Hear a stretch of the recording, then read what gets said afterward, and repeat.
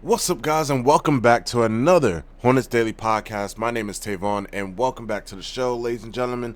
We are going to get everything started with some Hornets content very soon, but let's talk about Underdog Fantasy. Underdog Fantasy is sponsoring the video for today, and they will be helping out with giving you guys a QR code and a promo code in which you guys can use with code basketball fans. That's coming up very soon. In the middle of the show, we are going to introduce that promo code and get you guys up there. Underdog Fantasy has been helping out plenty of people, including myself, get some money, win some cash, especially for some games that's coming on. You could be using this on the tomorrow game against the Cleveland Cavaliers with some of the Hornets players that's out there, especially with Cleveland's bad defense that has been constant throughout everything. You can definitely use it on there, or you can bet on some of the Cleveland players as well to hit their mark against some of the Charlotte Hornets lineups that's out there, especially with LaMelo basically going on a back-to-back or possibly coming off the bench. It might be a smart idea to go with Donovan Mitchell and take his higher and take his lower, take his stats, take his projection, if anything, and try to see you can go from there. Once again, ladies and gentlemen, all you have to do, simply just go to the QR code, point your phone towards it, get the QR code from the camera, and simply go to Underdog Fantasy, and you can download the app for it today and use that app. You must be 18 and over to play on Underdog Fantasy. We do appreciate Underdog Fantasy for sponsoring the video. Now let's get straight into the video. Hornets pretty much have a situation where they can strike a little bit of gold. Now, it's up to you guys in terms of interpretation on whether you guys want to have Karl-Anthony Towns. Now, it's been reported by a New York Post reporter, beat writer, which is Steve Popper. He is not the most legit, credible source, but he has had his name in the New York sports media at least for about 20 years, if anything. And he has some credible sources at times towards the New York Knicks and their situation. The fact that some of the blog sites or the Substack sites for the New York Knicks actually, take his reports and diagnose it shows the amount of respect. So I'm going to say this is somewhat of a credible source in terms of New York Knicks actually wanting to do something with Karl-Anthony Towns. So the report goes that the New York Knicks players hasn't fully bought into the roles underneath Mike Brown. According to Ian Beagle, I'm digging around this. One theme has came up consistently over the past couple weeks. This group is not tied together in the way that they were early season success would suggest. Players hasn't fully bought into their roles underneath head coach Mike Brown. Those reasons are cited often when you talk to people about the Knicks' flaws. Then you go into more details about it. It seems as though that the New York Knicks are actively shopping or trying to shop around right now for Karl-Anthony Towns and try to have trade discussions currently as it is with multiple teams, including the Memphis Grizzlies, the Orlando Magic, and the Charlotte Hornets. And with this in mind, they also suggest a possible trade that came across from this, and a trade proposal according to Steve Popper of Newsday.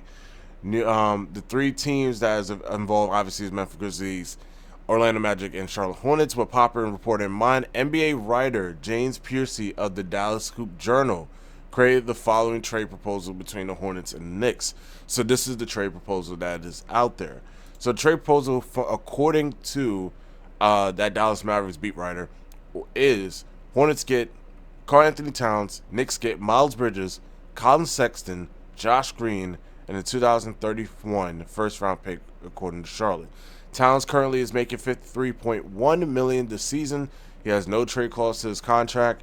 The NBA trade proposal pairs Towns with LaMelo Ball, Brandon Miller, and Kyle Knipple. That looks like a dangerous four on paper, according to the article, not for me.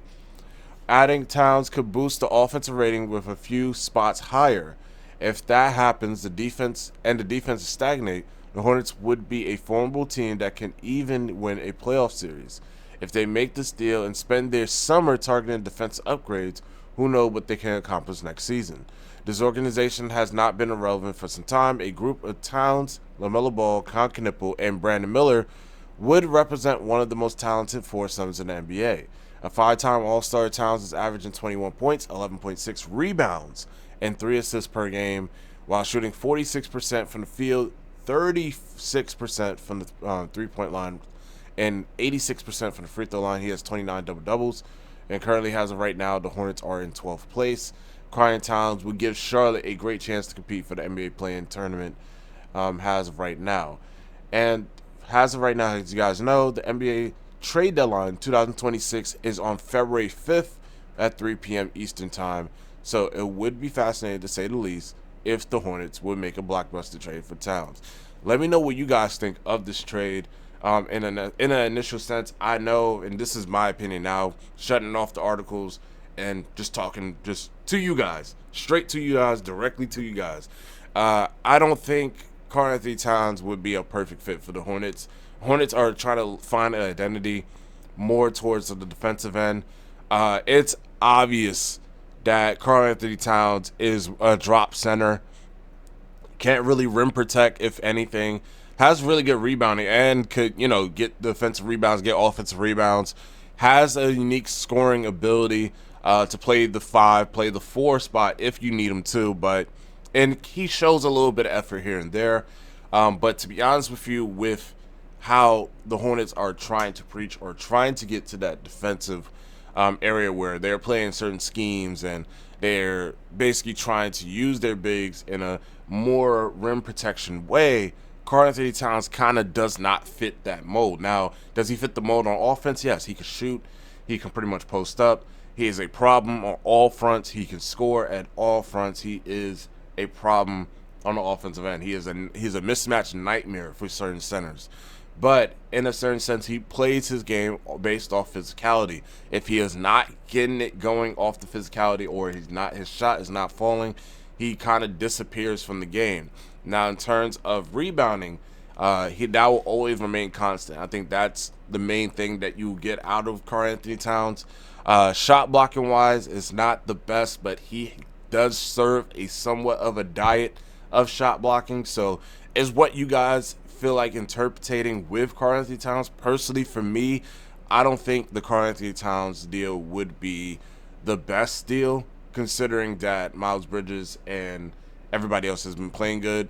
But as I said, I'm not somewhat opposed to the deal because, again, it does upgrade the Charlotte Hornets. And also, Cat is only on a $53.1 million contract as of right now. The Knicks has not extending him, so he has one more year pretty much with the New York Knicks if he accepts his player option, or he'll basically be gone. So it depends on him as far as having a player option and whether he wants to stay with the Knicks or not.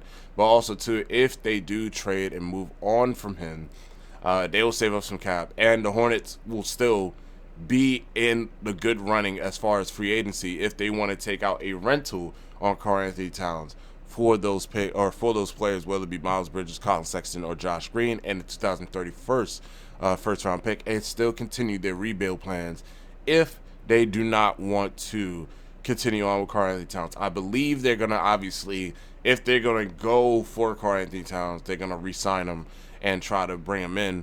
And again, he's only very young of age, not very old in a certain sense. I believe he's like 27, 28 as of right now, pretty much going into his prime. So not a bad deal to necessary to say, but again, I personally don't think that Karl-Anthony Towns fit the Charlotte Hornets. And again, this is not a matter of talent, it's a matter of fit. I don't believe Karl-Anthony Towns fit what Charles Lee and the coaching staff want, because again, he doesn't really give effort on the defensive end, but he will provide offense and rebounding as much as possible in one case. And again, if he doesn't get his shot going, he's pretty much disappeared out of the game. I don't think you guys, or most of the Charlotte Hornets fans, want that in a necessary sense. So again, Karl-Anthony Towns, great player.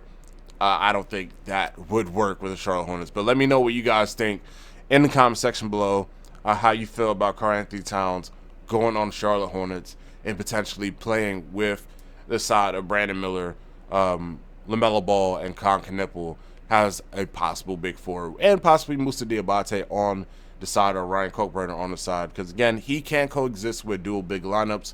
I just don't feel this is the right mold or the right player for the Charlotte. So again, just my personal opinion. Let me know in the comment section how you guys think about the Karl-Anthony Towns, possible flirting with the idea of it, and then just go from there. Next on the topic for today is LaMelo Ball jersey sales. He is currently outside, and I made a typo, of the top 10. He is not in the top 10. He's not even in the top 15. LaMelo Ball jersey sales has officially went out ever since, and it's kind of crazy to think about it, because as of right now, with his jersey sales basically being out of certain situation, he currently does not have enough to basically garner a top 15 in jersey sales. He is not even in the top 15. He's not even close. I believe he's in the 20th as of right now. But regardless of not, LaMelo Ball no longer in the top 15 in jersey sales. So the first time since 2021 as of right now. It is 15 other players: Steph Curry, Luka Doncic, Jalen Brunson, Victor Wembanyama, LeBron James, Anthony Edwards, Shai Gilgeous-Alexander, Jason Tatum, Nikola Jokic, Tyrese Maxey, Cooper Flagg, Kevin Durant, Giannis, Cade Cunningham, and Donovan Mitchell, all above him as of right now. So this is kind of surprising. But then again, LaMelo Ball has not been, in somewhat terms, fully healthy and on the floor that much compared to, I'm talking about from last season. I'm not talking about this season particularly. So this season he has been playing, and he's been playing pretty good start regardless of not of his all-star numbers. It's just as of right now, the fade or the hype of him, if that makes sense, kind of dissipated a little bit ever since his first initial arrival to the NBA in 2020, and that obviously the lockout season, or pretty much going around that COVID season where it was games indoor. You have to travel with mask on and everything. LaMelo Ball now is, getting into the mix of his career as of right now in the 5th year, and he is currently, kind of trending down. He's trying to get into that mode as of right now. He's still a really showy player, and I believe he's in the top 20. I got to double check again with the top selling NBA jerseys as of right now in terms of marketing. But I believe LaMelo Ball is currently in the 20th or 25th as of right now in jersey sales. So kind of sad to see that hype kind of die down, and the Charlotte Hornets not having a big player that you could say as far as a jersey sale type of person, because again, LaMelo Ball was bringing in that merchandise, bringing in that money, bringing in that finance for the front office. Now that he's in the top 20, and I'm not saying that it's going to change anything, but again, now that he's in the top 20, it may or may not kind of shift their decision about trying to keep him.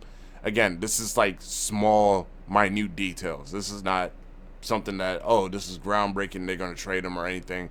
But it's just an idea that, hey, the finance is starting to go down. LaMelo Ball is not the draw that we're basically getting every single season, and we're going to get money from his jersey every single season. This is now, hey, he's starting to, his fade or his hype starting to draw down just a little bit.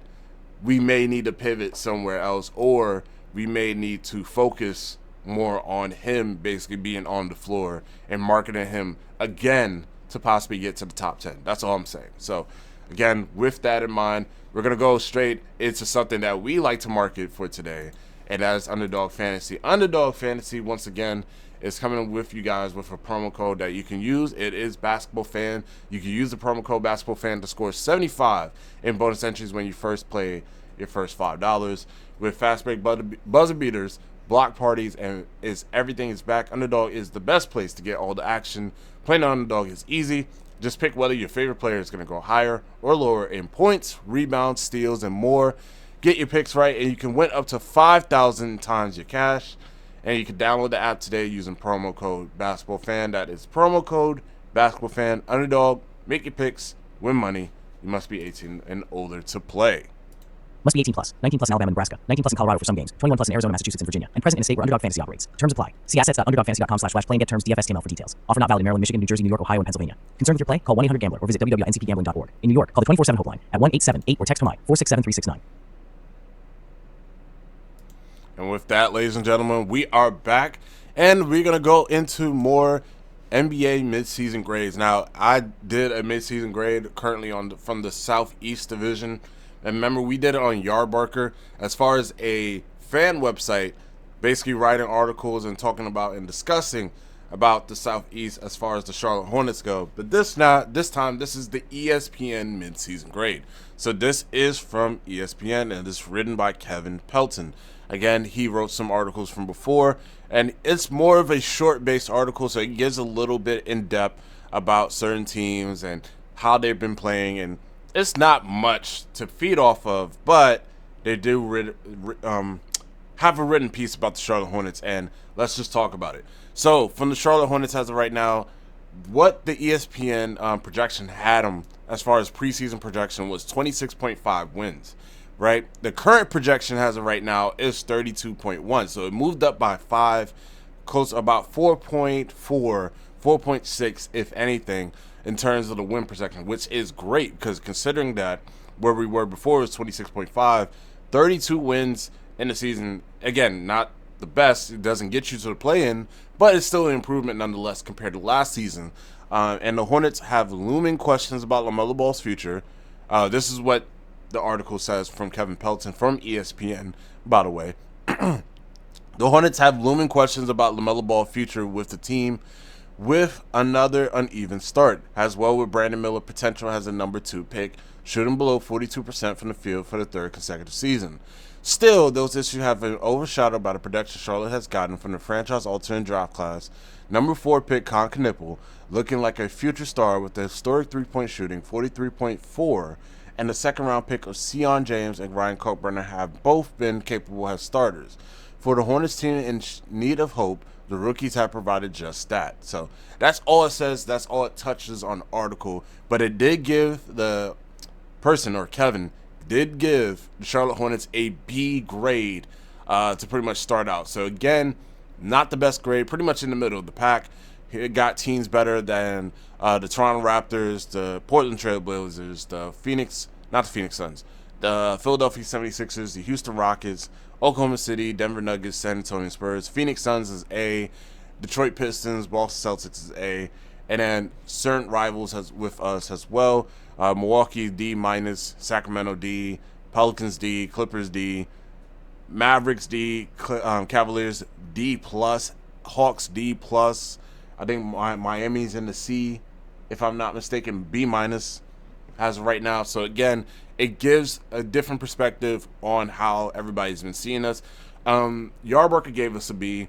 ESPN gave us a B. I gotta check out The Athletic. Maybe I'll do it for the next topic, if anything, for the next show. But it looks like we're getting B's across the board as far as a mid-season grade. So that's good, to say the least, for the Charlotte Hornets team. And they really earned it, particularly so with the production with this team and almost getting close to the win percentage that we are, or the close to the win record that we had from last season. It goes to show that everybody's been paying attention to this team and showing how the rookies been playing and how some of the star players has been playing. Again, we're the only team in NBA as of right now with 4 players that is scoring at least above 19 points a game. So it just goes to show you that, people have been watching, people have been looking at the league pass, people have been noticing the Charlotte Hornets no longer has a team that, hey, this team stinks or this team is not capable of doing something. This is now a team that is looking past as far as this team is really moving and really doing things and is actually rebuilding properly to a point where we can actually be considered a fearsome group coming out the East in the next couple, if probably next season or the next 2 seasons, if coming across. So again, ESPN with the midseason grades, they finally put out the midseason grades after some time,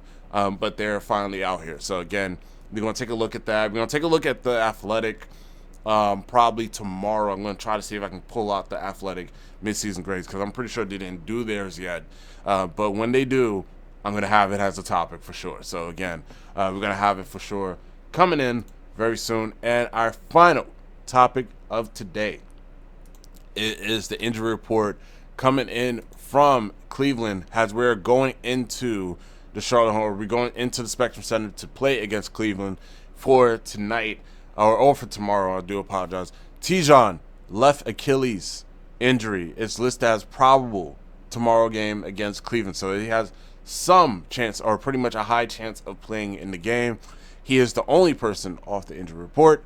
This will be the Hornets' first game yet of a back-to-back. They play against Cleveland today and then Orlando tomorrow. Following after that, or the next day following after that, Cleveland will be without Darius Garland, Sam Merrill, and Max Strus for this game. There's no other injury designation besides from Tijon for the Hornets. PJ Hall will be out on an assignment for the two-way and will be sent down to the G League, to the Greensboro Swarm. Obviously, the only other injury that we have is Mason Plumlee with the right groin strain or surgery. He is still out and will not be coming back until February. KJ Simpson is currently also out with a left hip flexor strain and injury as of right now, and everybody else is on assignment, such as Antonio Reeves and Liam McNeely as of right now. For the Cavaliers, as said, Darius Garland is out for this game, so it will be Donovan Mitchell taking control of that point guard spot and trying to do enough damage against the Hornets and trying to do something. Max Strus still is not ready. Sam Merrill still with injury, or still have some problems with that right hand as a current. What I look and expect from this game, Cleveland is currently tied at 1-1 with us. When we did play Cleveland before, we pretty much was getting close to tying the game, and then we lost the game. Donovan Mitchell, everybody else started to take over. Jalen Tyson played really well. DeAndre Hunter had a really explosive game against us at one point. This Cleveland team also now has Evan Mobley back, so they are going to possibly run some sets for him on the offensive end. Donovan Mitchell is not fending for himself or trying to shoot for himself in a sense. He has somebody now to pretty much back him up, which will be Evan Mobley. So we may need to be a little bit bigger in terms of size. Reason why Tijon will be so important in this game, if he does play, and if Charles Lee does give him minutes. It is something with LaMelo Ball as far as Rod Boone asking the question. Rod Boone, as you guys know, is our beat writer, and he talks to Charlotte Hornets personnel or staff in general, and he asked Charles Lee as far as LaMelo Ball playing on the back-to-back night.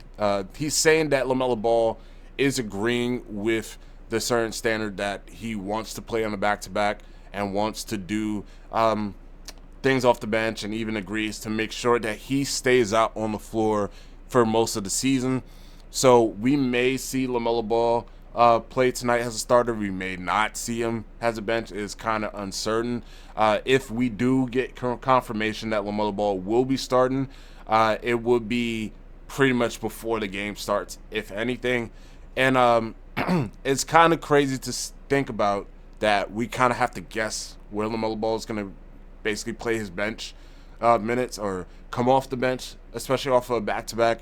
We don't know whether it be for this first game, whether it be for the second game. The trend is looking like he is going to come off the bench for this game, and then the Orlando game he's going to start. So who knows? That's the expectation from where I'm coming from. It seems like the Hornets are still going to run things normally. They're probably going to put Sion out there on Donovan Mitchell and kind of play of a prevent or deny ball defense against him, even though Cleveland runs some very intricate sets, to say the least, which Donovan Mitchell is still going to get the ball somehow, some way. But as I said, I already know that Charlotte Hornets are going to be somewhat fully healthy, so that's a good thing, especially with Musa and Ryan Kalkbrenner, so they can compete against the Twin Towers of Evan Mobley and Jared Allen that's out there. It's more so how we're going to compete against Donovan Mitchell and DeAndre Hunter, make sure that they do not get going in any sense or any form of the word, because these are the players that killed us last time. And again, we had some difficulties taking care of the ball and making sure that we could score against this Cleveland Cavaliers team, especially in the fourth quarter. We was getting some offense, but we could not compete in terms of offense against the Cleveland Cavaliers at a certain point. Then again, this was with Darius Garland. They are without Darius Garland now. So when they were out there without Darius Garland, especially when we played them the first time, we beat them. So who knows? We may get some wins. We may get a chance to basically beat out the beat out the Cleveland Cavaliers. Has a potential 20-point blowout tonight, depending on certain situations and depending on how the scheme is for Charles Lee. But let me know what you guys think. Do you think the Charlotte Hornets have enough to basically beat out the Cleveland Cavaliers? I'm pretty sure you guys know that your Hornets can defeat the Cleveland Cavaliers. But what is your expectation for tonight? What do you see the Charlotte Hornets doing against the Cleveland Cavaliers tonight? And let me know in the comment section below. Let me know in the comment section below what you guys think of the show in terms of certain topics. Do you believe Cat should be a Charlotte Hornets? Do you believe in LaMelo Ball's hype being down from the jersey sales? What do you think of the ESPN midseason grade? We got everything to talk about from there. And also, as you guys know, you guys might like me. You may not like me. I don't know. But again, you can like this video, and that's something that you can do. You can leave a like on the video. You can also subscribe to the Hornets Daily podcast, as we do this show every day. And we want to thank everybody that's out there that's been commenting, that's actually been liking the posts and liking the videos. That goes a long way. We're very close to 560. Make sure that you leave that subscribe button, especially if you're new. And again, we have other shows like this on FanArc where you can go to the different shows. They have a Orlando Magic Daily, they got a Knicks Daily, you got Nets Daily. They have so much shows. Make sure you go to FanArc. Make sure you go to that subscribe section. Make sure you pick out the shows that you want to go to, and you could look at their different shows and their different topics as well, as far as mine as well. Once again, ladies and gentlemen, my name is Tavon. Have a good rest of your day, and we're out from Hornets Daily.